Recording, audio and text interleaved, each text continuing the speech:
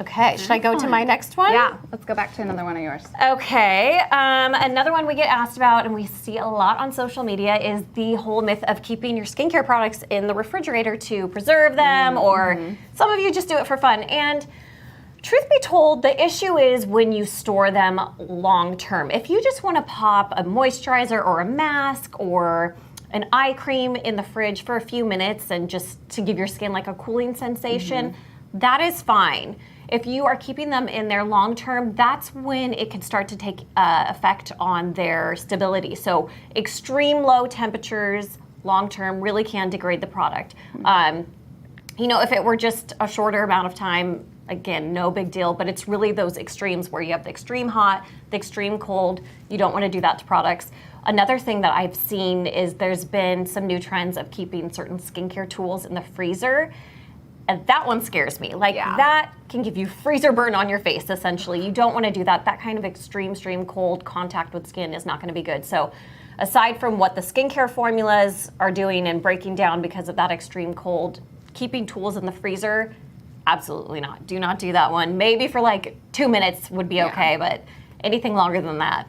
I always think refreshing is fine, shocking is not. Yes. Shocking is your skin reacting, it's saying, danger, Will Robinson, no thanks. That's, I think, what my skin says. But yeah, refreshing, great, shocking, no. My next myth is that we often have people ask us if they can use exfoliants around the eyes because they believe that they can't. They're worried about it being irritating, the skin being too thin. And the truth of it is that you can use exfoliants around the eye. You know, you can gently do it around the orbital bone. You don't want to go up to the lash line. That is getting too high. But you can do it in this area, the area that, for me, that's where I get my expression lines, my crow's feet area. And so what it does is when you're able to smooth that skin out, when you're able to get rid of that built-up dead skin, it does help fine lines and wrinkles just soften their appearance. It makes them look less visible. It's not necessarily getting rid of them, but it is definitely minimizing their appearance. So it's actually a really good thing to do. You can do it with the liquid. You can do it with our BHA lotion. You can do it with the AHAs. There really is no texture that you can't do it in. It's completely fine. And especially if you regularly wear concealer around your under eyes, it's even more important, in my opinion, to make sure that you are using some sort of gentle exfoliant up around the orbital bone. Concealers can be really thick, heavy. It's great if you're using a wonderful cleanser to remove them thoroughly at the end of each night, but they can start to settle in around fine lines. Even the best cleansers sometimes don't catch all of the dirt and debris left behind, especially with a heavy concealer. So even more reason to at least give an exfoliant a shot around the orbital bone. And one thing we don't talk about a ton when we talk about our exfoliants is the fact that they also help other ingredients penetrate better afterwards. So because you're getting rid of that built-up dead layer, everything just gets through that much more effectively. And for the orbital bone, that's a really great area for ingredients to be able to do their thing. So another reason to use it there. And your concealer will wear better. Full circle. Another one? Yeah, we have another one, which is, do I really need a toner? It feels nice, but does it really do anything? Okay, I have thoughts, but you can go first. Toners of yesteryear, right, weren't the best products to leave in your routine. Seabreeze. Yep, shout out Seabreeze. They were too astringent. They were loaded with bad ingredients for skin, things like drying harsh alcohol, witch hazel. I was gonna say tons of witch hazel. All of these ingredients left the skin really dry, dehydrated, compromised. So not only were they not doing anything for skin, they were actually setting skin back. Toners nowadays, or the toners that you should be looking for, are loaded with really nourishing, skin replenishing, hydrating ingredients, antioxidants. Oftentimes they can be used almost like a liquid serum or a liquid moisturizer because they're so jam-packed.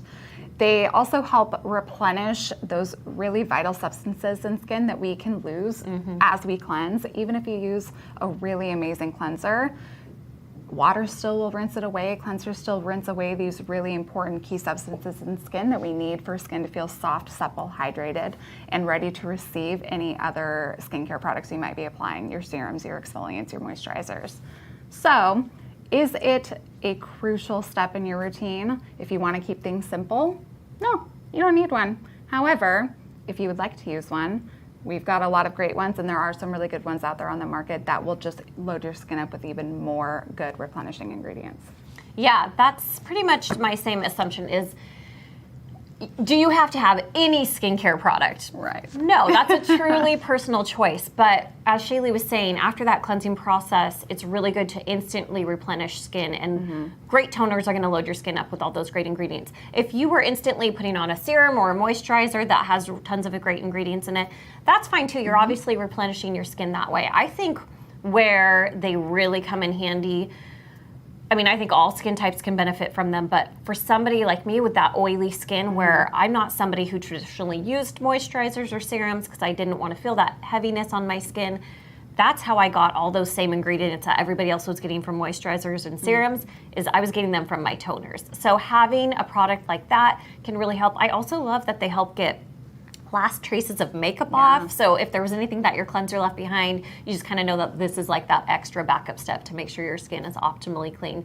So yeah, even though they're not necessary, they are one of those products that I recommend to all of my friends. And really, once you get used to using them, your skin, you don't ever want to go back after that. Like your skin feels so much better after you cleanse and use a toner right on.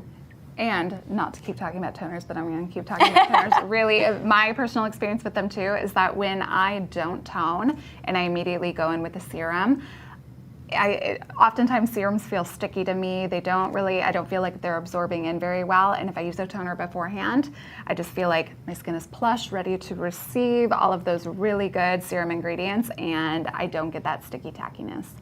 Good point. So one other myth that actually just came up from a recent article was, this article was basically saying if you're putting your facial oil on before your moisturizer, you're doing it all wrong. And they were kind of calling out that thinnest to thickest recommendation for using your skincare products. And, you know, as a team, we talked about it. Brian and I chatted about it. Shaylee and I chatted about it. And the truth of the matter is, when it comes, their point was that facial oils and oils in general block other ingredients from penetrating into skin. And here's why that's not true. First of all, oils come in all different kinds of ways. There's all different kinds of heaviness and molecular weights to oils. So making that blanket statement doesn't work. Also, when you think about your skin's natural oils, if it were true that oil blocked other ingredients from penetrating, then somebody like me with that oil slick of a skin wouldn't be getting any ingredients into their skin, and we know that's not true. And in fact, there are some oils that can help ingredients penetrate better. Coconut oil is an ingredient that can help the penetration enhancement. There's others too, but basically, whether you put your facial oil on before or after your moisturizer, it's gonna do its thing. It's gonna penetrate. The other ingredients are gonna penetrate. They're gonna go where they need to go and do their thing. That thinnest to thickest rule is a generalization. You don't have to take it as the final word. You know, you can switch up order. So whether you do it before or after, it's not that big of a deal. You know, some of the other things that said in the article, they made some good analogies that were interesting, but at the end of the day, it just doesn't check out. Those ingredients still penetrate in. If oil could block everything off of our skin from penetrating, then pollutants wouldn't be able to get in. And we know that's true, that they do get into skin. So just don't worry about it. Use your facial oil when you want to use it. Or mix it into your moisturizer. Yeah, you don't have to use it before or after. You can use them together. Question. That's brought up another myth that's a couple of people are asking about, which is about coconut oil and whether it can clog pores. So, okay, oils of any kind, it honestly depends on your skin type too. Oils of any kind could be pore clogging depending on the state of your skin to begin with. So if you're somebody with congested pores and adding more oil on top and not exfoliating, you can have that problem. But in and of itself, it just depends on how you're using it. And it depends on like what kind of formula it's in, how it's, you know, combined with other oils. If you're straight up putting it on your skin, people prone to breakouts are probably gonna break out from that, like they would from many different types of oils. Yeah, I've seen some different things around, you know, if it's fractionated, it's not going to be quite as potentially pore clogging for some folks. But again, it's all about skin type, and it's also what other products are you using, right? Desiree brought up a good point around exfoliation.